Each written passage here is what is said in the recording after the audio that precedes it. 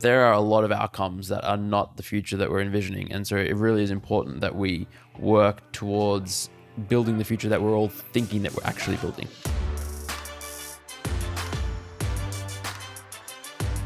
Hello, everyone. GM. Welcome to another episode of Overpriced JPEGs. I'm Carly Riley. It is another Moment of Zeneca episode. You know what that means. It means we have Zeneca 33 back on the show to talk about what's been happening over the last week, 2 weeks in crypto. Most importantly, we get into the projects that we're excited about, the projects we're looking out for, projects you might want to go look up, see what's happening in those ecosystems. Might be good investments, not financial advice. I don't know. I'm just saying maybe. And we talk about some of the news that's been coming out of the crypto world lately too, like the Larva Labs V1 punk situation and the Yuga Labs being doxed situation and Punk 6529, I believe that's right, the fund that he's launching.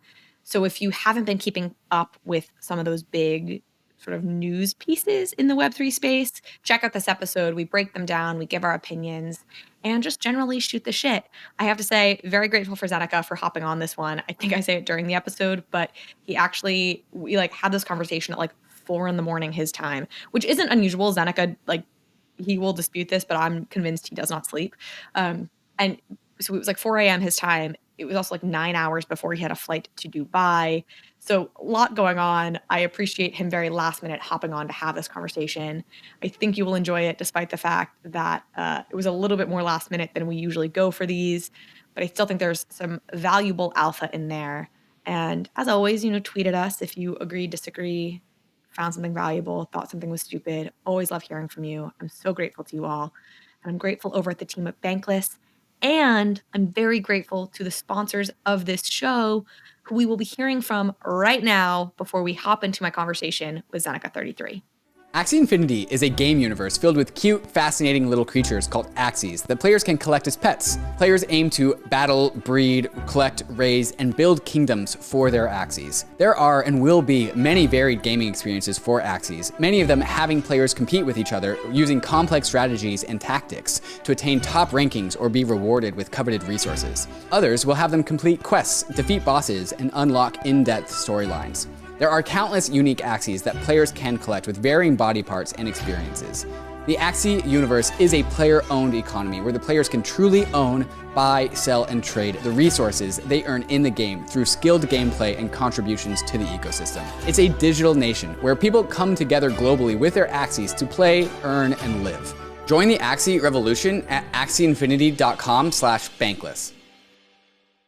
Everyone is talking about the metaverse these days, and we're all still trying to figure out what it actually is, because everyone is looking for how to get exposure to it. That is why a metaverse index fund is so important, because in such a young market, an index can give you broad exposure to all the various players who are building out all these digital worlds that will ultimately become the metaverse. And that's why you should check out the Metaverse Index from the Index Co-op. The Metaverse Index gives you simple, easy, and safe one-click exposure to the emerging open metaverse trend. The MVI Index contains some of the biggest metaverse projects out there, including Axie Infinity, Decentraland, Illuvium, and more. So join thousands of holders who have already trusted nearly $50 million to the MVI Index. And if you buy $500 of MVI on the Dharma app, you can receive $50 worth of ETH on the Polygon network. There's a link in the show notes for you to click so you can get started on your journey into the metaverse. Hello, GM. Welcome back to another episode of Overpriced JPEGs. This is Carly Riley, and I am joined today by our favorite recurring guest for our favorite recurring segment, Zeneca 33, for a Moment of Zeneca. Hey, Zeneca. Hello, and thank you. Am I your only recurring guest, though? Quite literally my only recurring guest. But I'll take it. Favorite is good. I'll take it. Hey, it's like, I have a favorite mom, it's the one that I have. I am her favorite daughter. Yeah. Hey, being the only... I don't know. There's probably somebody we've had on the pod twice. And, sure, for like our predictions episode, we had Betty from Deadfellas on again. So we've had a couple guests back. But you sort of had John like Rogers on twice. That's true. We did like a clarification episode that got more heck than the initial thing we were trying to clarify, because that's how that always goes. Yep. But that's true. Yeah, we've had a couple recurring guests, but none like you. Mm-hmm. Let's dive in. Obviously, want like the overview, macro, what are we looking at? But I also kind of wanted to ask you, I don't know if this is a weird question or a fun question. Like, if I were to say, like, hey, what's the biggest thing that happened in crypto over this last week? That's something that Ryan Sean Adams, I feel like, texts sometimes or like tweets out sometimes. Like, I feel like it would be different depending on who you ask in this space because we sort of have our filters on different things. What would that be for you? Like, what are the biggest things that happened in your mind in the space in the last week? Like, what were you paying attention to? I mean, the biggest thing in crypto, it has to be the hack for the Sol ETH bridge for like 80,000 ETH or something. That was just ludicrous. But like, I mean, that's sort of, again, like kind of out of my wheelhouse and not NFT related. So it wasn't out of my wheelhouse too. So let's not talk about it. And all right, let's not talk about it. Saying something stupid. Let's see. It's been kind of a quiet week. Market's been a bit like down-ish. I have like recency bias. The Pixelmon drop where they sold out basically at 3 ETH and sucked $70 million out of the ecosystem. That's a pretty big thing that's happened. Yeah, tell me more about this. I have not been tracking it that closely. I like saw people saying things and then never closely followed up. So like, teach me on this. Yes, I mean, I'm not fully on board. Like I didn't get involved with it in any way, really. But basically, it was a massively hyped project. They're talking about building a game. I'm pretty sure the team's fully anonymous, but it just had infinite hype, and they were giving out mint list spots, and people were going crazy about them. And then they decided to do a Dutch auction for like the public sale before the mint list could. I mean, same as the Zuki method, I think, where you could buy at half of whatever the Dutch auction ended at, or something like that. And they started at 3 ETH, and they just sold like 80% or something in 10 minutes. And subsequently, like they didn't sell out all of it. So then there was this weird thing, I think, happening. Sorry if you can hear that, that's my dog. There's this weird thing happening where, yeah, they didn't sell out fully. So then people were panicking, like, why aren't other people buying it 2.8, 2.7, 2.6? And then so the people that bought at 3 started listing lower and lower, and the floor price kind of tanked really quickly. Like it sold out at 3 ETH, and within maybe an hour, it was down to like 1.5. And so just a disaster. Let me check what it's at right now. But yeah, I mean, that's what happens when people ape into projects at 3 ETH with such a high supply. Like if you're Yuga Labs and you're dropping mutants, sure, that's perhaps justifiable. If you're not Yuga Labs, yeah, I know it was a different time and all that, but yeah, the floor price is 1 ETH now. So, well, it's also reminding me of the Lies of Asuna, which I know you also haven't. You were saying you haven't tracked too closely, but have some thoughts on. But it strikes me that there was sort of a similar thing happening where it was like, I guess, like super overhyped without people necessarily buying in because of some, like they were so fundamentally bullish, like crazy on the project. And so then you have this thing happen where it rapidly spikes to 3.5 ETH and then like rapidly crashes back down to half an ETH. And then the community's freaking out. And, I actually was feeling bad for the project founders and that I can say on that. But like, how does this happen? Like, why do these overhypes on these projects come about? Like, and then what makes, in your opinion, like an Azuki seem to last and maintain the hype, whereas a METAVERSE or a Lives of Asuna or Pixelmon like collapse and not maintain it? There's a lot of factors. I mean, Pixelmon, again, I'm not intimately familiar. I think what caused it was like the whole market was bullish and people saw, and I mean, I'm sure they were sharing good sneak peeks, good hype tactics. People were excited. It's a gaming NFT. People like that kind of stuff. And then there was just so much hype that it happened. And then, I mean, I don't know why it crashed. I mean, I don't know why it didn't. Maybe because it was not a Dox team. Maybe because they didn't have anything ready to go afterwards. Maybe because they shouldn't have sold at 3 ETH. They should have sold lower. I mean, that's clearly the answer. Lives of Asuna is an interesting one because it is not an anonymous team. The artist behind it is very well known and respected. Like they've sold pieces for 40, 50 ETH. So it's like, that's got a lot going for it. Plus it's like an anime project in this meta where it's kicked off with Azuki. We're seeing a lot of anime projects doing well, although now all the non-Azuki ones are sort of not. Or like, yeah, Zipsies had a dip and Zipsies went to like 5 or 6 ETH. Now it's like between 1 and 2. Lives of Asuna was hovering between like 1.5 and 3 ETH for ages. And then like the post reveal happened and then it's down to like 0.5. So I guess I'm more familiar and bullish on Asuna versus Pixelmon, but probably just because I'm not very familiar with Pixelmon. So, it's a crazy time in the market when it's very frothy. Projects can sell out 10,000 at 3 ETH. There's lots of projects selling at 10,000 at 1 ETH or 0.5, 0.25, 0.2. Mint prices are seemingly going higher and higher as projects are realizing, hey, we can raise more money. But the fair market value, or like the actual value, is not at that level. And I mean, I'm a fan of Dutch auctions, but not for everything. I think there's something to be said for having the mint price low enough so that there's people willing to value it higher, and the secondary market goes up and people are happy, and there's activity. And yeah. Dutch auction I feel like is helpful for price discovery.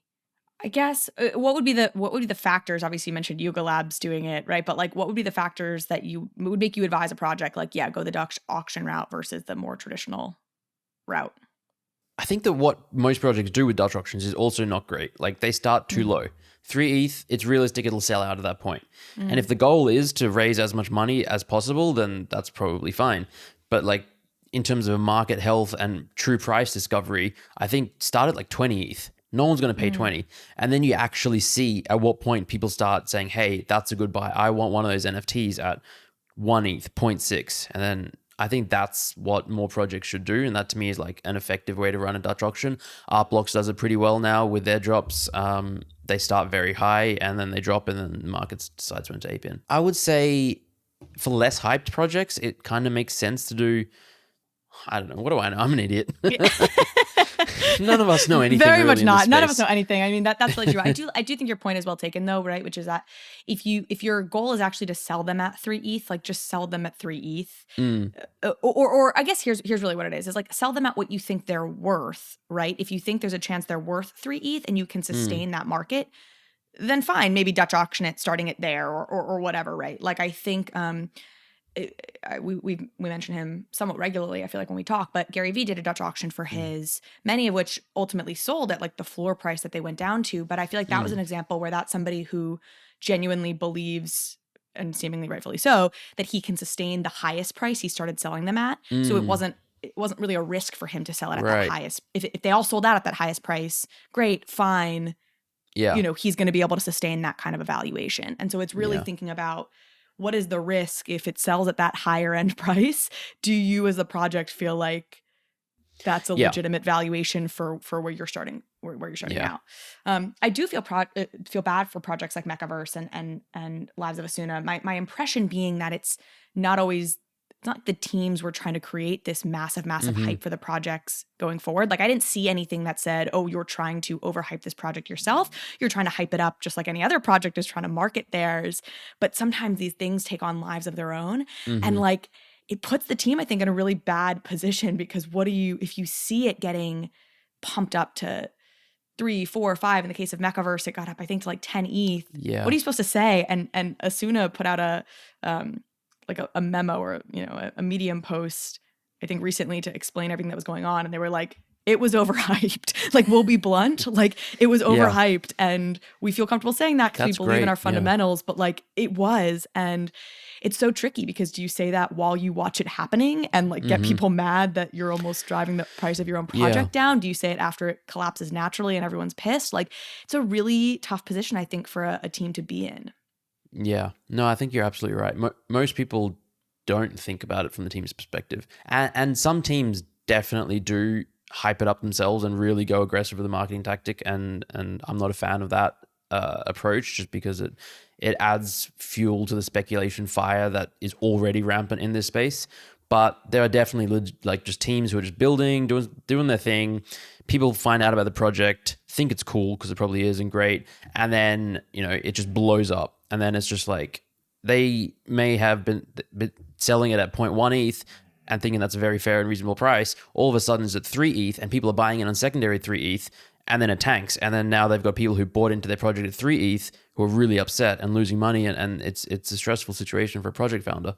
We've joked, of course, about you being the anti-marketer. With your own project, you were like basically actively like Yeah. really think about why you're buying this. And you know, you put out recently, you've had really, I think, a nice, healthy, steady growth on the price of the Zen Academy token, which I think is a testament to just like actually delivering quality and doing literally zero overhyping of your own. Yeah. That was project. I mean, feel I like just didn't want to hype it at all. Yeah. Yeah. Well, your Discord is great. I feel like hype it for you because I'm a big fan of being a member of Zen Academy. Let's talk about projects that we are excited about. We know more about, yeah. We know, yeah, we know something about. Yeah. Meta Angels. You definitely know this project better than I do. It's been on my like wanna research this list for a couple weeks now. I think Allison Downey, who's one of the founders, had tagged me in something about it, or somebody tagged both of us. Like, it's been one of those ones that I'm like need to research more. Have started to a little bit, but you are into this project, so. I am so in love with this project. It is. Gosh, I mean, I'm literally the largest holder of the project. Okay. I have 33 of my own, and then I bought 73 on the Zen Academy account. Oh my gosh. So I've gone big. So full disclosure up front. And I'm very well might buy more because I love absolutely everything about this project. It's fantastic. The art is phenomenal. It's by an Australian Maori artist, Sarana Haita. I may be mispronouncing her name. The three co-founders, Alison Downey, Alex, and Max, are just fantastic humans. I had a video call with a call with them like 2-3 weeks ago just to connect. I think they I don't know, we wanted to do something with Zen Academy or something.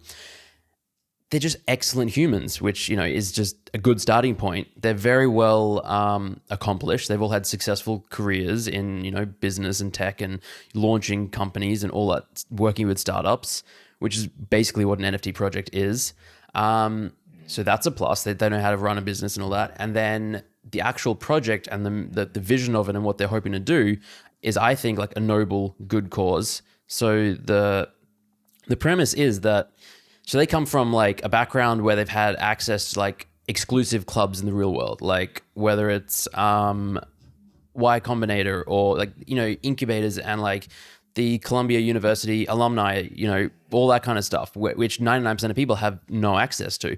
But it gives them a huge leg up because it's like tapping into a network, connections. If they need to know someone at like whatever big company, all right, everyone knows that, you know, connections and networking is valuable. And they were thinking, how can they like democratize that a bit and make it more accessible to everyone? Excuse me. And then so they saw that these membership model things were happening in the NFT community, and they thought, why don't we do something like that and just sort of try and create a network, use our network, and bring value to holders of our NFTs. Now, obviously, if that is successful, the NFT price goes up, and then again, it becomes inaccessible to new people. So they came up with a lending system, which I believe is a first of its kind. But I think it was also Ben from Curious Addies who did the actual coding of it. But effectively, they've into the smart contract coded away that anyone can lend their token to anyone else, whether it's like a mentee, student, community member, if you're like part of a Discord, a friend, to say, hey, take this, use it, be part of the community, get some value, and there's no risk. So, I mean, you can lend it to, like, if you're an NFT project, to your community members and not worry that they're going to go sell it on the secondary market. If the price does appreciate, you capture that upside because you hold the token and it's just being lent and used by someone else. I thought that was really interesting and cool. I love that. Yeah. That's definitely what caught my attention when I first was starting to kind of dig in, and I still have more research to do. But do you know functionally like how that lending works? Like, how does it actually, like, is it a sort of a separate NFT technically that functions? Is it wrapped? Like, how does the lending don't piece know work? technically. Is it like held in escrow? Yeah. I mean, so I'm pretty sure the night that Ben heard about this from Allison and the team, or around that time, maybe he had the idea himself, we have like a Discord chat, and he very excitedly was like, look at this lending thing. And he has this way where he'll just like vomit 400 messages in a row. So he told me about exactly how it worked, and I do not remember. But Yeah. it's some sophisticated mechanism. My suspicion is that it is something to do with creating a new NFT. So like you lend it and it like creates like copy of, like on the Polygon network, maybe a ghost token that expires after a certain. I don't know anything. This is what happens. I would like to say for anybody listening, who's laughing at our persistent insistence that we know nothing. It is 11:30 p.m. where I am. It is, what does that make it? Like 5 a.m. where you are, Zeneca, and you have a flight to, is it Dubai? Not to Dubai in like 9 hours. Yeah. Yeah. So like, we usually record these podcasts. Zeneca never operates on sensible hours, but in general, we usually record these podcasts at slightly more sensible hours. And he's flying somewhere, so we weren't able to. So God bless him, was willing to kind of do a last minute thing. And so like about an hour ago, 2 hours ago, we were like, let's just hop on and talk in 2 hours. So less so prep than usual. A little chaotic here. Yeah, less prep than usual. I will say, funny enough, as you were speaking, I just got a Discord message that Meta Angels is now closing their Discord to new members because they're getting a lot of attention on the drop, I guess. So I'm actually disappointed because I feel bad. We're talking about I was going to say, one of the things that's exciting to me about talking about this project is that it actually still is at a somewhat accessible price point. Public sale hasn't even happened yet. It's just still in pre-sale. Yeah. So, I feel like some of the projects we talk about that we're excited about have already kind of pumped. Yeah. But by the time this comes out on Friday, I don't know where things will stand. I think it'd still be relatively accessible. The market is like not crazy at the moment, and I think it's an awesome project, but it's not some mega hyped project that everyone is going crazy from it. So, and it's one of those projects where I think a lot of the value will come long term as the team continues to deliver. So it's a team that's worth betting on. Seems to be the basis, and they're doing cool stuff. The lending piece, I will dig more into this and tell y'all about it in more depth if I can find it, because I'm really interested in this and in the whole concept of like,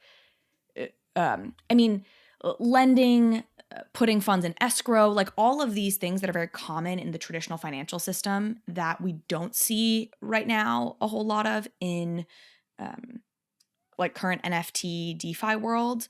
I'm really excited for the growth of all of that. So then we can actually really kind of imitate the banking world. I think it's like financial primitives. I was reading an article about it a while back, and the different ways that people are thinking about how to do all sorts of other kind of primitives beyond just like buy, sell.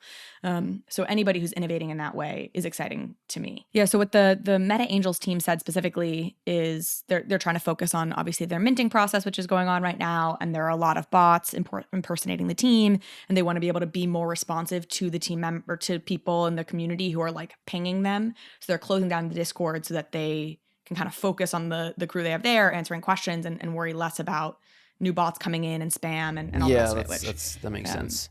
Makes sense, and testament to them. Hopefully it's open again by the time folks are listening to this or intrigued by the project. But it is a wonderful Discord. Yeah. Yeah, it seemed great. Well, it reminds me too. So I don't know if you've been following this whole BFFs project or drop at all. Yes. Yeah. This was a Britt Marin who founded. Oh, she found Brit & Co. Some of my lady listeners out there might be familiar with Brit & Co. It's like an online website and kind of lifestyle and curation and whatever. And she did this whole like live stream essentially on YouTube with a ton of women. Lisa Mayer from Boss Beauties was there. Mila Kunis talking about stoner cats was there. Gwyneth Paltrow was there. Like it was this like Randy Zuckerberg. I mean, it was kind of a star-studded cast, and then among other artists and things. And the whole thing was geared towards helping new women, like new people to the space, but women in particular, like learn about NFTs, why this is exciting, how it generates wealth, and why more women should be involved. And then at the end of the live stream, they like gave out a phone number and were like, we're going to airdrop the first 1,000 people or 10,000 people or something who text us. We're going to airdrop them something.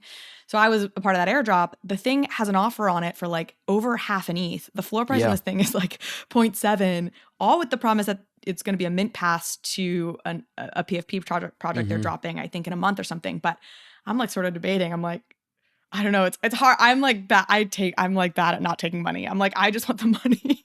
It's like free profits there. But I do think the project is cool and reminds me of Meta Angels in the sense that there's this very like, let's help each other out fundamental premise to it, which is like mentor people, do good for other members of our community. Like it's just the ethos is very centered on helping others. And I like that. One more thing with Meta Angels that I really love is they're so conscientious about being inclusive to absolutely everyone. So Allison wrote this fantastic Twitter thread on why lists should be called gold lists or mint lists and not white lists, and breaking that down. And the art is intentionally basically gender neutral. So like for many pieces, you can't tell if it's a man or a woman or male, female. It's like, it's a lot up to interpretation, and it's sort of like, they didn't want to say, hey, we're going to be a women-led project or like a women-focused project and have like only female traits. They said completely gender neutral, and credit to the artist. Like there are so many pieces where it really makes you think, and two different people may have two different interpretations, and the art is just exceptional. Like there aren't many PFP projects where I think I would like to have the art on my wall. I think this is one of them, which is, Yeah, that says a lot. If a project resonates and makes you feel like that, that's always a really good sign to me. Like that was me for Epo Heroes. I still don't know how to pronounce that.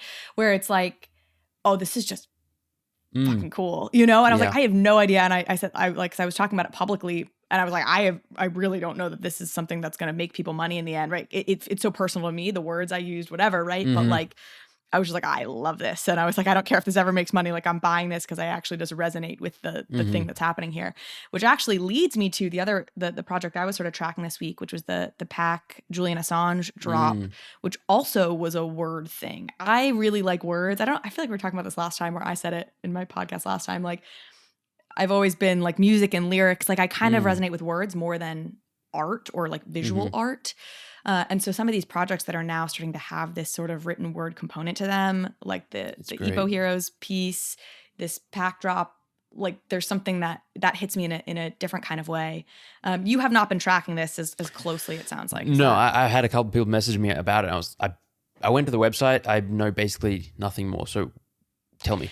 Yeah, I mean, assuming you're familiar enough with Julian Assange, WikiLeaks, he was a very famous whistleblower essentially, and released all sorts of documents about civilian deaths that the United States had been involved in various wars, and a general kind of whistleblower against the government. He'd been living in Ecuador for years. As far as I knew, he was still in Ecuador, but was looking it up, and he actually was kicked out of Ecuador essentially and is now in a British prison.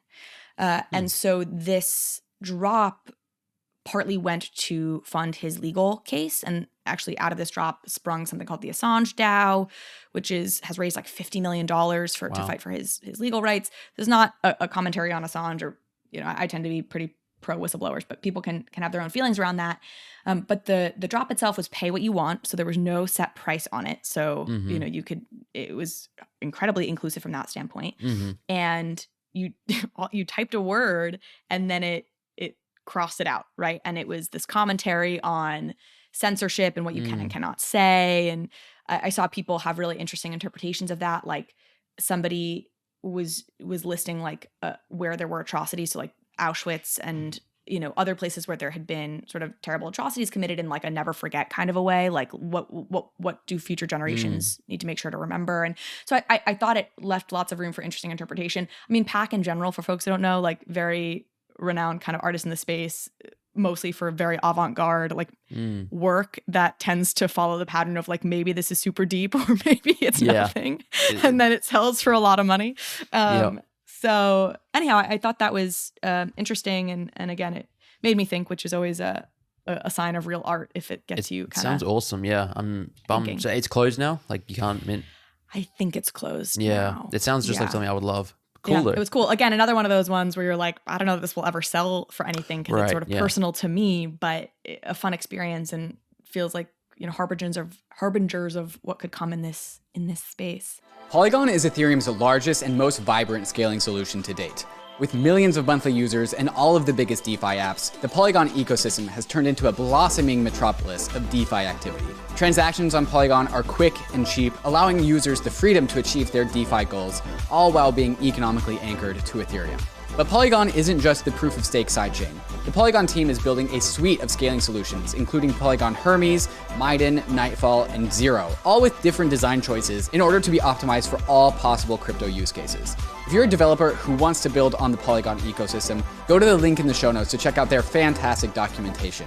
And if you're a user who just wants to experience fast and cheap DeFi, you can bridge over your ETH or other tokens and start playing around with any of the thousands of applications that are available on Polygon.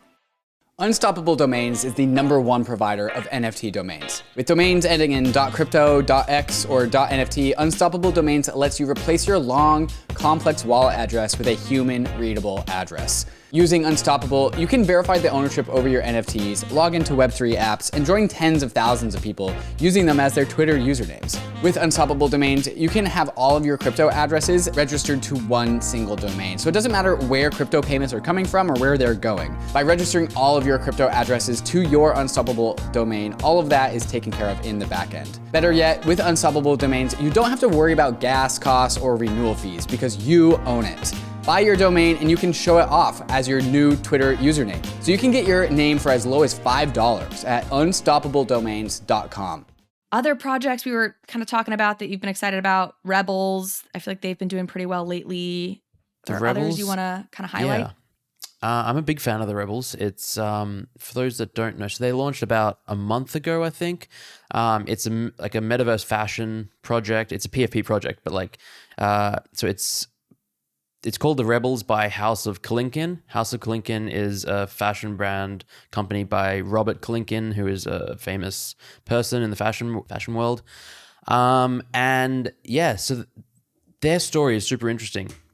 So it goes back to about 2013, where I believe an artist created, who is part of the team, created some ads for Robert Kalinkin and House Kalinkin, and these ads were like, people in jeans with comments like Jesus or like Mother Mary, like oh gosh, oh God, and like just very mild, to my mind, religious tones. And they're based in Lithuania, and yeah, so this court, so they release these ads with religious undertones, and then like the, I guess, pro-religion Catholics in Lithuania were like, rah, rah, rah, you can't have ads with, anything like that depicting Jesus, and it's so, casual, whatever. And then basically got the ads taken down. They went to court, they ruled in favor or against the rebels, House of Kalinkin, and they took it all the way to the Court of Human Rights, the European Court of Human Rights. So it took like 5 years, and eventually at the highest court, the ruling sided with them. So then they were just vindicated, basically.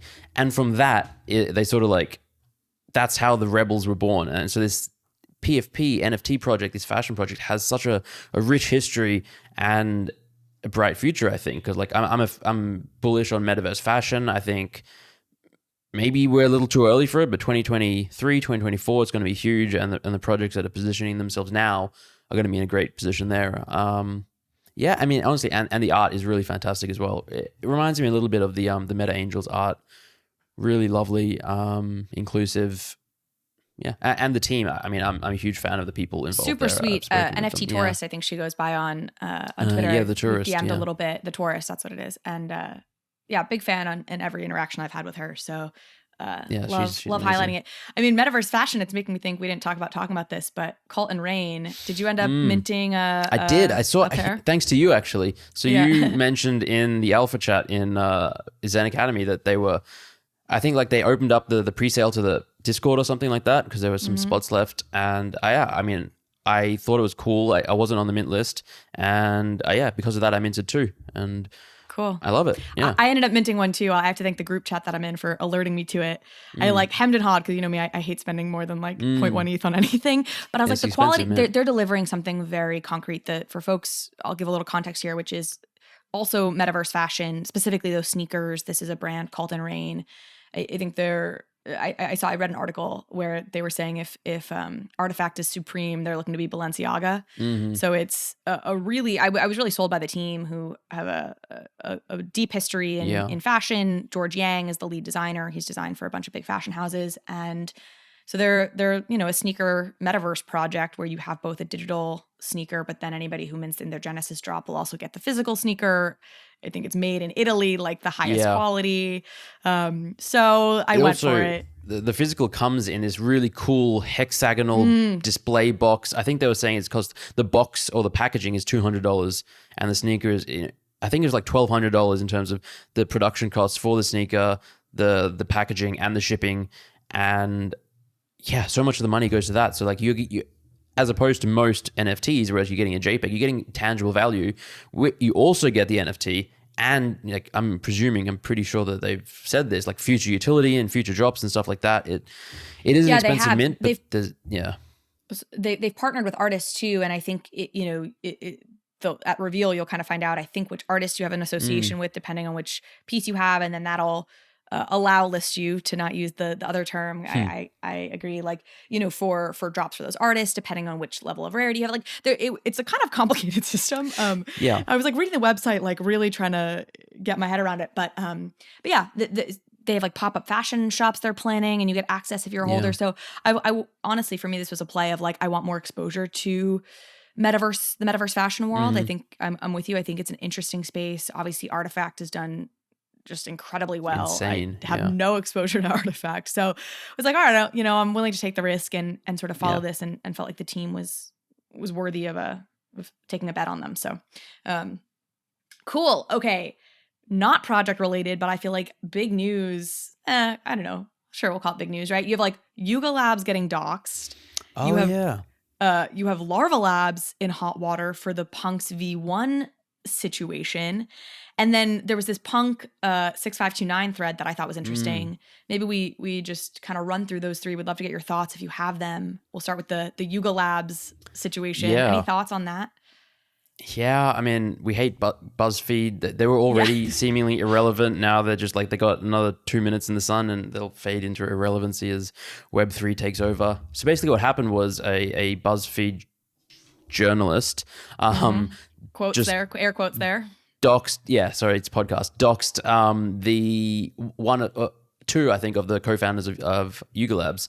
Doxed meaning like revealed their personal identities, which was not public. They were like trying to keep their personal information private, which is an acceptable thing in the NFT space, in the crypto space. There are real like privacy, security concerns. If someone knows that you have this much wealth, this much influence, you become a target for kidnapping and all sorts of, it might sound like wild and out there, but there have definitely been instances of people, who have whatever, bad things have happened. And, if they wanted to remain anonymous or pseudonymous, because, some people knew who they were, it should have been up to them to reveal their identities. But in my opinion, other people think that anyone involved in such an enormous brand, it should be fully doxed and all that. But I think let their actions speak rather than their identities.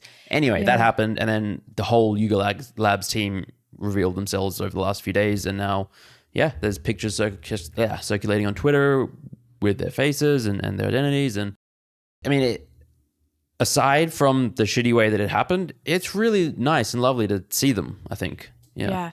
Well, I'm embarrassed to say I did not really realize Yuga Labs wasn't doxed.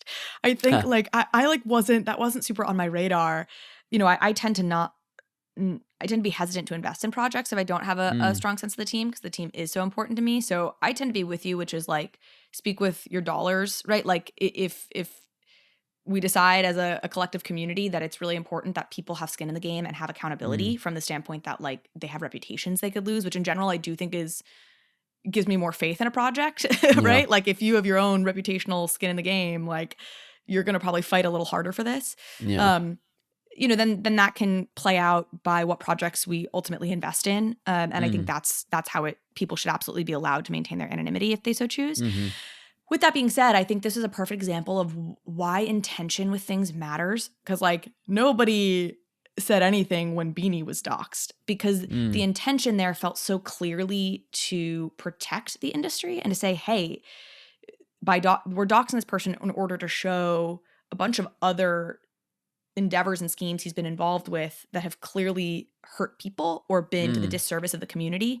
And the intention there felt really like we want to honestly protect the community and do right by people.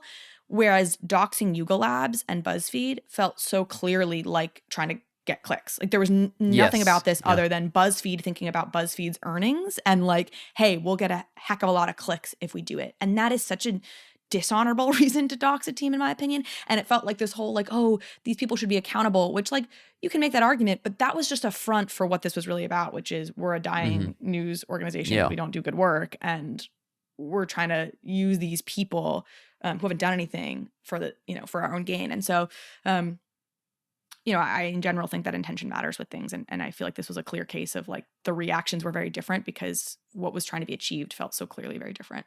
And yeah. Larva Labs. Larva Labs. Yeah. One labs to another. Yeah. Well, I'll give the quick overview here as far as I understand it, which is you basically had an initial round of CryptoPunks back in the day that had a faulty code in this. The smart contract was faulty. So they basically scrapped it, reissued the punks on new smart contracts. And now you have folks who have gone back to those very original V1 buggy CryptoPunks, wrapped them in new smart contracts and started selling them. And you had Larva Labs basically disavow those V1s and say, hey, no, these aren't real. We're going to sell them. But 2 days prior, one of the co-founders had already started selling his V1 punks. And it seems like people who are upset because they feel like one of the Larva Labs co-founder kind of front ran the announcement that Larva Labs would be selling them. I don't know. That's my understanding of it. Is that correct? What's your take? Pretty much, yeah. I mean, my understanding was that they said from the beginning that like they didn't really think they were real and that they were going to sell them and then use the money to buy real punks. And then like a couple of days later, as the V1 floor, it hit like 15, 16 ETH at one point, and the punks floor was like 70, 80 ETH. So not insignificant. Then they were like, oh, we made a mistake. Oops. We shouldn't have sold. We're going to DMCA them and take them down from OpenSea. So they had sold some of their punks and then made some money and then, bought one CryptoPunk, said they're going to buy more. I think they sold 210 ETH worth of the V1 punks. And then, this massive secondary market had been alight for a few days. People were spending 1, 2, 3, 5, 10, 15 ETH, 100 plus ETH on the rare ones. And then after a few days, after having sold some, they were like, yeah, you know what? DMCA time. Oh, it's that's just a string, another in the string of such bad decisions, in my opinion, in most people's opinion. Yeah. Well, and they keep, like, the funny thing here is, like, they keep stepping in the same controversy. Like, you know what I mean? Yeah. Like, this is like a just even more dishonorable, like, the CryptoPunks thing, I understand where the debate can come in there, right? Like, this is, like, less sympathetic in my view. Right, like, yeah, I understand the debate absolutely. with funks. This, I'm like, oh, come on, y'all. Like, you're basically just screwing over a bunch of people who, like, just want to be a part of punks. Like, what are you doing? Yeah, and they sold them first. It's just like, it's ludicrous to... Yeah, well, and I do think that one of the co-founders had actually sold even before Larva Labs made the announcement, I and would then not they be made the surprised. announcement, and then they did their piece. The thing that was honestly where my head went with this is with the co-founder piece in particular, with him selling them before Larva Labs announced. I'm like, how can he possibly, like, how could money even mean anything to this person at this point? Like, literally, like, I would be floating on an island paying, like, I wouldn't even remember I had these things. I don't know. It just feels so, like, ludicrous to me in general, the idea of, like, them trying to profit off anything other than just the everything they've already profited off of. But it's this consistent issue or persistent issue with Larva Labs where they're not clear really on what punks' rights are, and it's not even clear on their website. Like, it's really for such a meaningful project in a space in which IP and ownership is like the backbone of it. It's kind of incredible. There's not more guidance or kind of more clarity around it and what people are allowed to do with it. Okay. In, I think, lighter news, because I think the community as a whole is all very excited about this. I'm excited about this. The Punk 6529 fund and his, I think it's a he. Is he doxed? I'm assuming it's a he. Thread about what's, his sort of vision and what he's doing. You want to give the overview for folks? Or? No, you please. I'll give the overview. Okay. I've heard about the thread. I did not read the whole thread. Okay, Punk 6529. I'll start here. I think in the summer had given a long thread about the metaverse and the importance of an open, interoperable metaverse. I'm giving a summary here, so like Yeah. I read this thread a little while back, so if I'm getting pieces of this wrong, you can come for me. But the gist of it was like, we are going to be attacked from all sides, right? Like industry, corporate money is going to enter this space in droves, and they are very much going to be fighting for a centralized metaverse world. And all we have is like our heart and our brains. It was like kind of sweet and sappy in that way. And you're like, okay, well, there's a lot of VCs in here too, but whatever. And so, and was sort of like, I want to fight for this. Like, I think this is important. I'm going to do everything I can to try and make this happen. So fast forward now to this past week, and it seems like sort of part one of that plan of how I'm going to fight sort of the big institutions that are coming to centralize this has been put in place. And that's this fund that he's starting up to invest in artworks. It's got this very long time horizon. It's like a 10-year, they're going to buy this art, they're saying for 10 years. And then he's got interesting ideas around, ultimately maybe you fractionalize and tokenize the fund to give more people access to that, really to do this in a decentralized way and be really transparent with it all. The notable thing for me, or the thing I wanted to highlight, is it's accredited investors only, because you're having to kind of deal with US security law. And this is something that I've thought kind of a lot about and will probably continue to think a lot about, because while on the surface, I think the accreditation laws here in the States, and you're not here, but would still love your thoughts, like are meant to protect, quote unquote, like unsophisticated investors, which functionally just ends up meaning poor people, which is like a little bit of a weird almost thing, insulting. Yeah. Yeah, it's like you're unsophisticated, but it's really like the measurement is really just how much money do you have. It's not like you have to take it to get accredited. You don't have to like take a test showing your financial literacy. You have to show you have like 7 figures, right? Like it's kind of weird. So it feels like in practice, rather than actually just protecting unsophisticated investors, it actually just protects rich people and allows them to access to like the best investments. So I'm hoping that that's a conversation, and the conversation around accreditation is something that's really kind of split open by the crypto world and the NFT space in general. I think it's starting to happen, but I don't know. Long rant there. What are your thoughts? Yeah, I mean, I've been a huge fan of Punk 6529 ever since the Twitter account basically came up out of seemingly nowhere, and then within a couple of months, just infinite followers, and just because they wrote these incredibly detailed, in-depth, valuable, thought-provoking threads, like 40, 50, 60, 70, 150 tweets in a row about things like an open metaverse, about things like the sanctity of true ownership and what we own, and keeping it very famous for saying, don't let the institutions take our JPEGs, steal our JPEGs.